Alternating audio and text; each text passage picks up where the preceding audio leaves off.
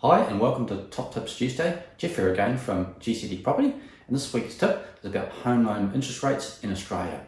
So I know there's been a lot of media hype about interest rates and a lot of scare tactics out there and misinformation really about what's happening in the market and how interest rates are actually going to affect property prices. Of course it's just estimates because no one knows what's actually going to happen to property prices and interest rates. What I do know is from previous experience of buying and owning real estate is even when there's been periods of interest rate rises, property prices have still increased in value. So I remember buying my first property where interest rates were at 20% in New Zealand. But over that time, the property prices were increasing.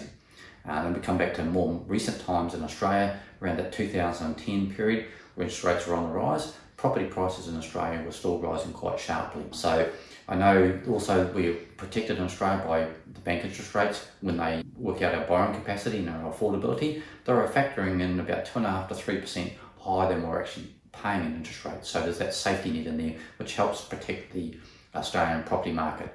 So some tips there that I've looked at myself recently is, can you lock in rates? What are the 5-year fixed rates that the banks are offering? That will give you a bit of a guidance, so don't rely on the media, but speak to your broker, mortgage broker. That's the best avenue to go down, and just find out whether it's recommend lock-in rates or keep at a variable rate. And also when you're doing your cash flow forecasts, always have a higher interest rate than you're currently paying. So I hope that's helped, and see you next Tuesday.